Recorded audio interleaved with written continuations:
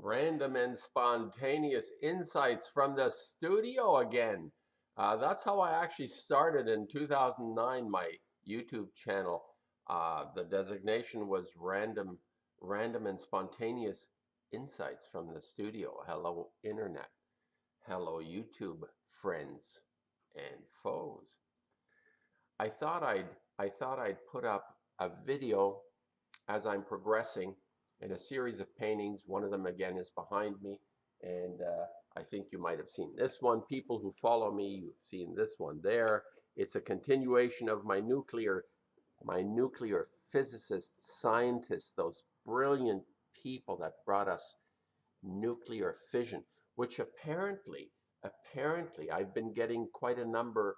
Well, I don't know, quite a number. For me, quite a number is like 10 or 12 comments, replies, where people are saying, well, the whole nuclear narrative is a hoax. Nuclear doesn't exist. No bomb exploded over Nagasaki and Hiroshima. Actually, there's an interesting comment I had. Somebody said it was impossible for them to explode an atom bomb above ground. It had to be a device that was detonated on ground, on the surface of the ground. Maybe, maybe not. I'm not sure all the details of the circumstances of our reality. As I always say, I am not fooled by any narrative, because the world is not what it appears to be, which is a central, I guess, a worldview. I hold that as a worldview. The world is not what it appears to be. My worldview, the world is not what it appears to be. Anyway, the idea that nuclear is a hoax is becoming quite a popular argument against anyone suggesting that we're under threat. Like I have said, I've made videos. In one of my videos, the jig is up. We are in an extermination. I'm quite convinced that this is true. And people have within themselves, even if they're decent, good human beings, it's very difficult to take that leap, to take that step and say, well, is it possible that whatever it is we are contained within would actually kiss off, in the sense of all life is under threat? By different strategies. And the nuclear strategy is the jewel in the crown as far as I'm concerned. But people are coming back and saying, well, nuclear is a hoax. Fake is fake. Fake is fake, but fakers are real. Whenever you hear the word fake now, I just like to alert people who are aware of this. You're dealing with a faker. Faker are reals. Fake is in fact fake. Fake is fake. Whenever you hear the word fake, it's fake. Don't listen to it. It's fake. Anyone invoking the word fake, like I am invoking, but fakers are real. And what I'm noticing is there is now quite a concerted effort to create the notion, as in this Galen fellow who swam in the fuel pools, that the technology called nuclear fission is a hoax. This is something that's out there now. And the arguments can be just posted and people just make any assertion, and then a whole bunch of people will jump on it and say, oh yeah, nuclear is a hoax. Or my grandma has a pimple on her nose when she doesn't. But hey, if you say it, it must be true.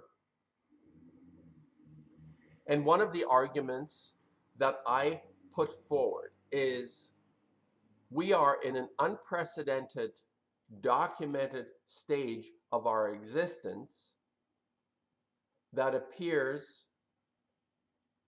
to be afflicted with enormous levels of what is known as a cancer and illnesses.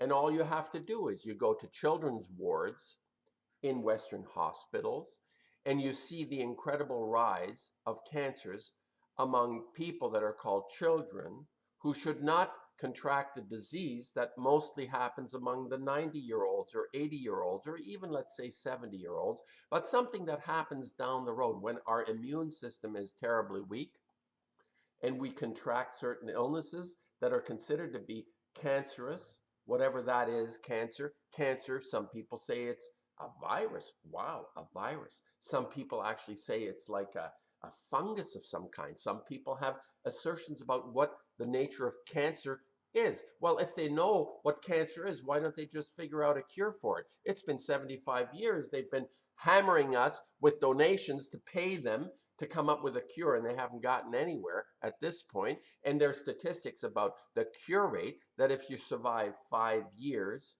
and or let's say if you die one day after their statistic of 5 years, you're still a survivor of cancer. So if you survive cancer for 5 years, even if you die a day after, you're still a survivor. This is a fact, people. Check this out. Their own statistics.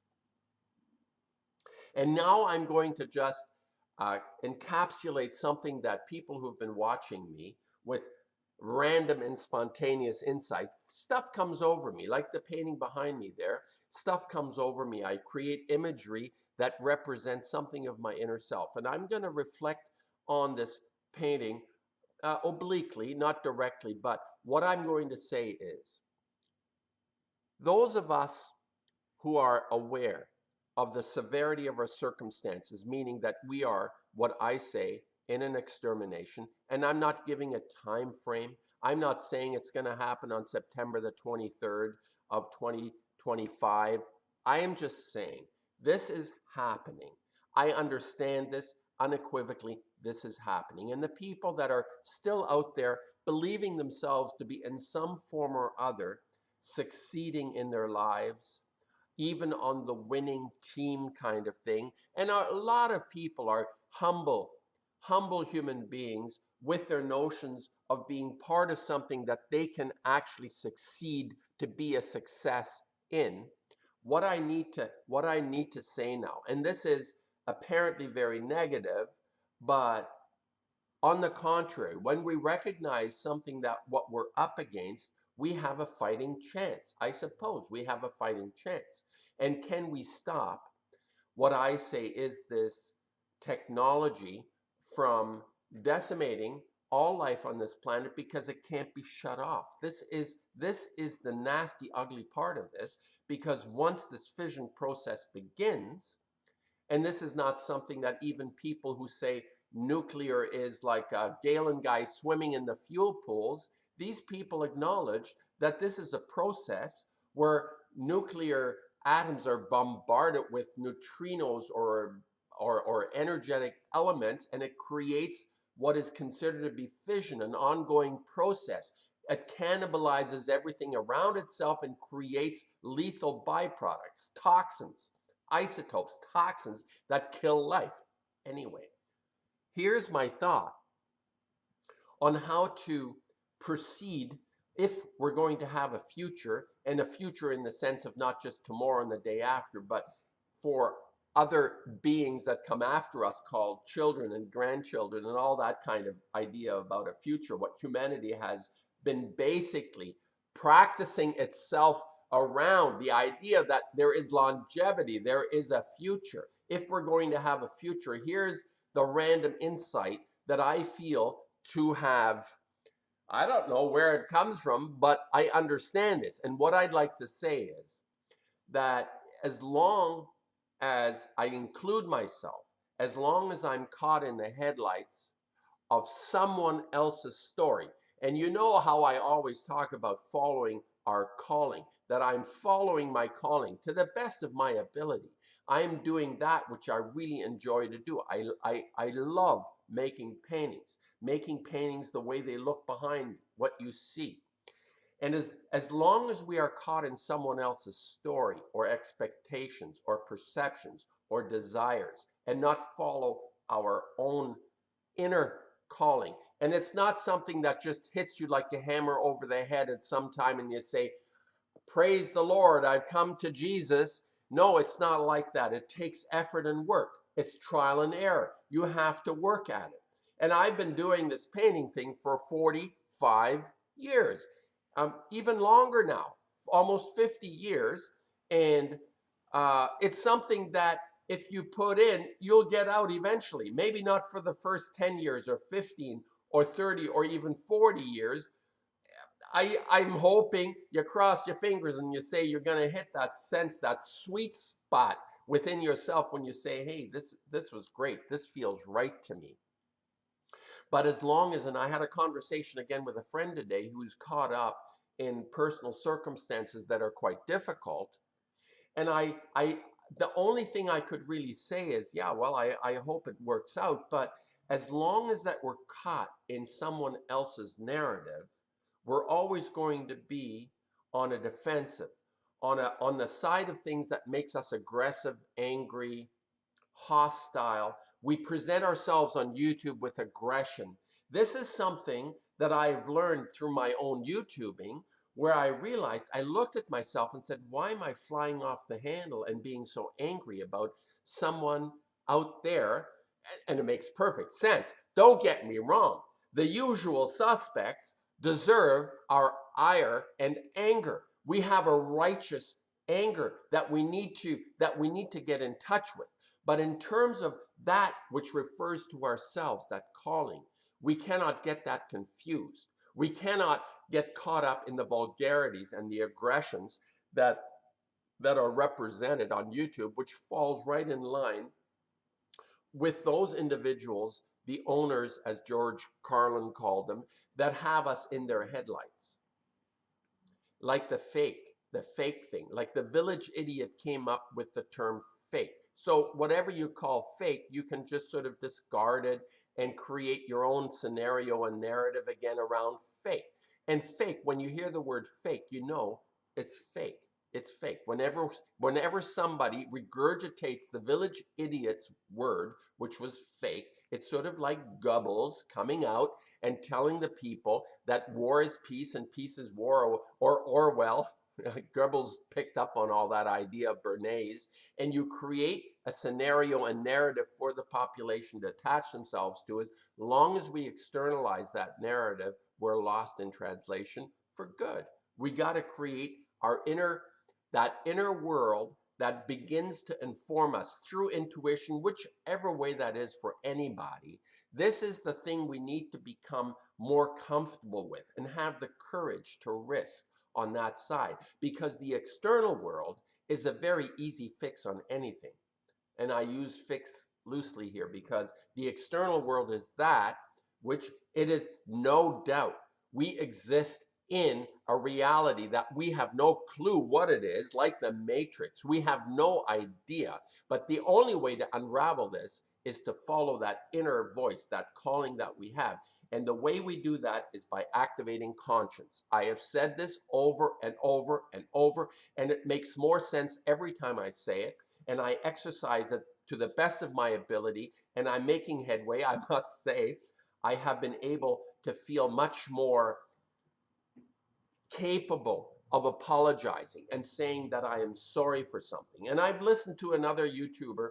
I've been keeping up with certain people. There's this guy, well, when I say about the nuclear hoax, this Kyle McDonald, flat earth, ball earth guy.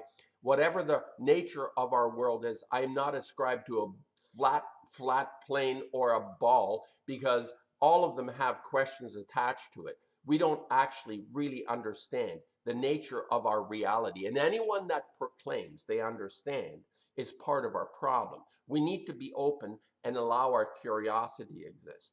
We need that curiosity, because then you can question ball or flat and say nuclear is a hoax.